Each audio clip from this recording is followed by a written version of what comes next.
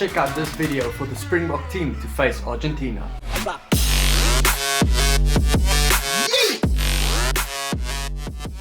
Welcome back to SkinnyBru Rugby, guys. So it's the last round of the Rugby Championship and the Boks stand a chance to win their first trophy since 2009, or well, their first Rugby Championship trophy since 2009. They have picked a very strong team. Just a couple of brave calls, not a lot. Remember to hit that subscribe button if you want to see more of my content. I do the Currie Cup and international rugby as well. Here is the team to face the Pumas this weekend. The only changes we have made is at the front row. The two props and the hooker beast Bongi Mbonambi and Trevor Nyakane. Bongi Mbonambi and Nyakane, it's great for them to pair up with the 110th capped beast in the side. What a legend.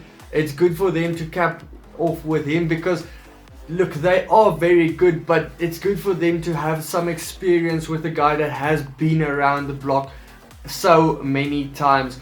Argentina, they might have a tough day at scrum time this weekend because Trevor has been scrumming everyone to shreds. Bongi, hopefully he's better at line out time.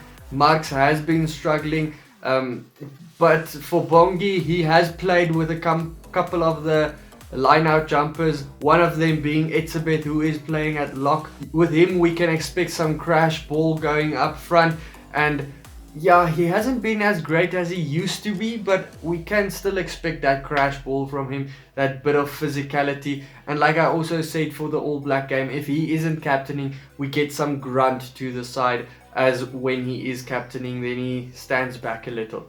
Mostert, the other lock, it's like having another flanker on the field.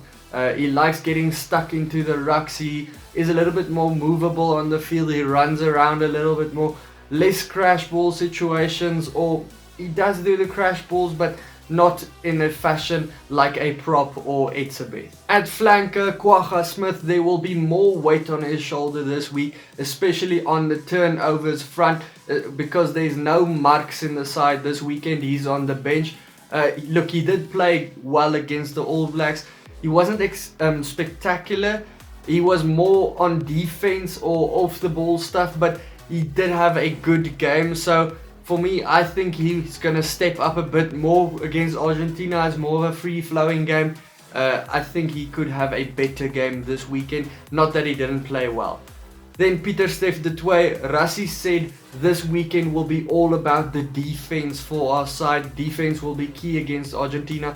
They like playing with their forwards. They like having a little bit of crash ball up front, and then they swing that ball wide to that very exciting back three. So we can expect a lot of tackles from Pieter-Steph du Toit. He just puts his body on the line. And as I say every week, I call him Tracker or Tractor. He just has a engine, a V12 engine that never stops.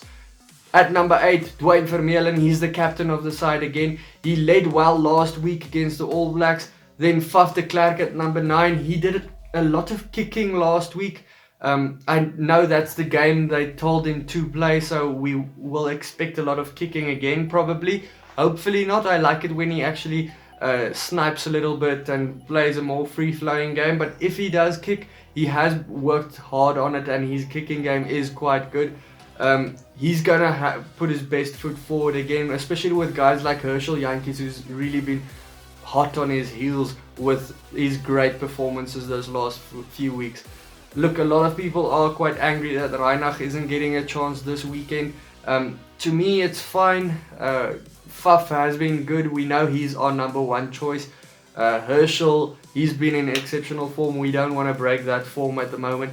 And we have that game next weekend, which is just a friendly game. So we can play Reinach and the likes of Frans Steyn and Marcel Coetzee and those guys next week. So with me, I'm fine with this weekend's calls.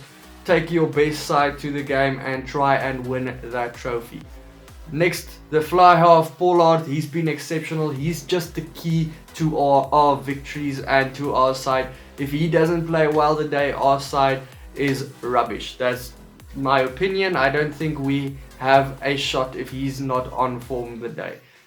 He's been having a great kicking game. His kicks at goals, exceptional. That one he kicked at the end of the game under a lot of pressure against the All Blacks to just slot it home was awesome, even with that little bit of controversy with the refereeing, with Nick Berry moving him a little bit further.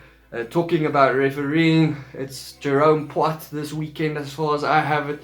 The Frenchman, he hasn't been our best friend as South Africans, so we'll see how this thing goes, but he hasn't been the best of friends with the Argentinians either, so we can expect some dirty looks in his direction this weekend, or at least at home we'll be yelling at him a couple of times. I know I will. But then at the inside center, the Islander, we can expect crash ball from him. Look, he has been working on his passing game. We haven't seen a lot of it. For Pollard, it's going to be important for him to pick his runner, because with the Islander we know what we're going to get with him. He's going to give a crash ball run, so it's very important for your fly half to pick his runner. Either give it to the Islander, give it to a forward, or give it outside so the ball spreads out wide. There's a lot of crash ball players, the Laumape, those guys, the guys. You get players like that. The Islander, I don't think he's at Laumape's level, but you get players like that. So it's on Pollard's shoulders to manage the Islander in the correct fashion. It's also on the shoulders of the guys outside the Islander to run on his shoulder, because what the Islander does do at the Stormers is he crashes the ball in and he just gives a little pop to the guy next to him so the ball can go a little bit further. But I did do a bit of video on the center combinations. If you want to check that out, I will leave a link up here. Outside center, he's been great on defense. He's a key to our defensive structures actually. His turnovers are exceptional. His ability to slow down the ball of the opposition is great. He's, like I said, a key to our defensive structures. And that's something we lose if we actually put Kriel into the side. That defensive organization. This combo between him and the Islander has been growing. I mean, I think it's his 8th game or so, so it's still been growing. The wingers, left wing Mapimpi, he did nothing against the All Blacks. Look, when I say nothing, he didn't actually slip up a lot. Most of the time he was in his spot, he made his tackles, everything went well. Just one mistake cost us really dearly, where he rushed up to the wrong person. Look, that's the type of defense we do play at the box. We do play, instead of in the olden days where guys like John de Villiers did rush up, we had an outside center rush up and put the players under pressure. Now we have the whole line rushing up and the wingers rushing up even faster to put the line under a lot of pressure. So it's a high risk, high reward game. If you do mess it up, tries happen like we saw that time. The other winger guys like Kolbe, he's the definition of how the defensive structure should work. He's really great at it, but what helps him is his acceleration. No one can beat it. He's just very fast in that first 10-20 meters. No one can beat him, and that's how he's very good at catching up to the players or just getting them from the sides. Then at fullback we have Leroux. He's not had the greatest game. It's been lacking a little bit, but if you look back at that last try that the Springboks scored against the All Blacks, he was very important in that try, and you might not notice it. You would see the ball was spread to the one side. Leroux was there a couple of times, and then the ball was spread to the other side, but Leroux was just jogging behind the line without any New Zealander catching him, because they usually shift, your fullback shifts with the other fullback on the other side, but he actually managed to shift to the other side without the fullback noticing it, because he did it at a very slow pace. Pollard got the ball, gave it to Leroux. Leroux tapped it on to Kolbe, and that was the thing that made the break. Just that little tap on was great move by Leroux. On the bench we have Marx.